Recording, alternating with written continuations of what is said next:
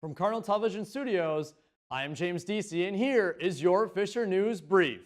Members of law enforcement and the military go the distance every day, but a group in California really went the distance when they ran a California marathon in their full uniforms. Jeremy Roth has today's Take a Look at This.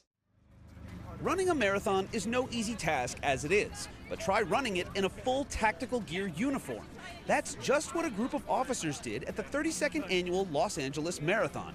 Video shared online shows at least 3 Fresno officers, as well as a firefighter and a soldier, jogging along in full tactical gear. They did it as a statement to honor those who serve. The marathon goes from Dodger Stadium all the way to the Santa Monica Pier. No word on if the group went the full distance. A convenience store owner in Massachusetts is walking tall after fending off an armed robber that tried to hold him up at knife point. Wassam Mohammed was working in his store in Bedford with his wife and son when a masked robber with a long knife came in and demanded money. Mohammed instead decided to give him a taste of his own medicine, swinging a baseball bat that he had under the counter at the suspect, who fled. Mohammed said he simply did what he had to do. He have knife. You think what he want? He want money or your life? No more scare. You have to fight. For Take a Look at This, I'm Jeremy Roth. The FBI has joined the investigation into an Oklahoma state senator accused of engaging in child prostitution. Kristen Shanahan reports.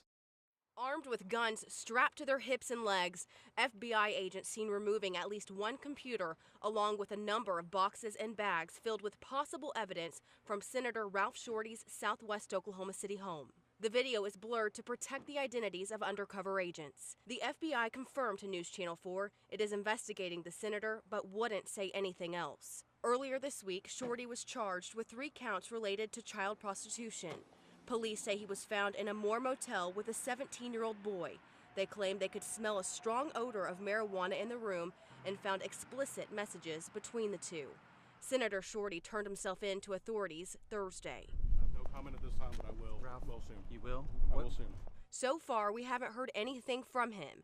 We've tried reaching him by phone. Oh, this is Ralph Shorty. I apologize, I'm not able to take your call right now. And even at home. It was around 4:30 Friday afternoon when we stopped by his house again, and instead of finding him, we were met by the FBI. 3 major events set to test the mettle of the GOP majority and the Trump White House. Supreme Court nomination hearings, major testimony on Russia's meddling in the 2016 election, and Republicans scrambling for support for their health care plan. Karen Kefu has this report from Capitol Hill this morning. The Senate considering President Trump's Supreme Court nominee. The House probing Russia's alleged meddling into the 2016 election. The White House looking to seal the deal on health care legislation. It's going well. Had a lot of meetings on that.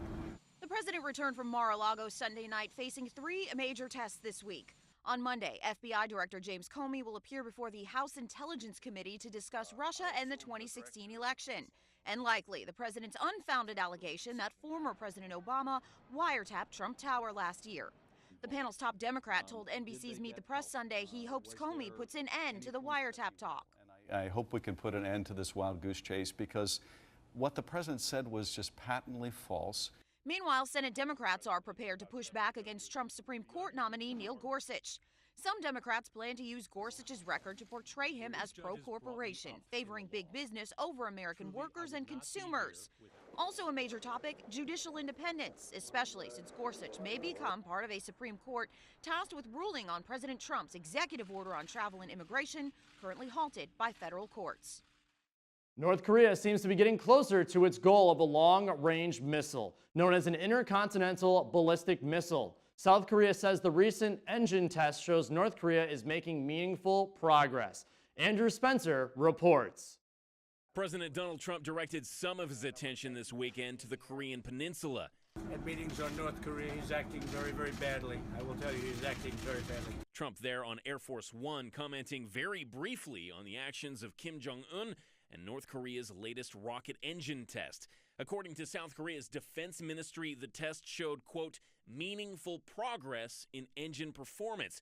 That, of course, raises further concerns about Kim's stated intent of developing an intercontinental ballistic rocket armed with a nuclear warhead, a weapon potentially capable of hitting the United States. Visiting Seoul over the weekend, U.S. Secretary of State Rex Tillerson said a military option is on the table as the Trump administration reconsiders U.S. policy on North Korea. Some international watchers, though, warn a hardline approach could goad Kim into more action. North Korean attitude has been the same all the time. If there are harder pressures in North Korea, they have been revolting more hardly. North Korea's increasingly sophisticated missile program are already being felt in Japan, where some school children have been involved in drills preparing for a potential missile strike. I'm Andrew Spencer, reporting. And that is your Fisher News Brief. I am James Deasy.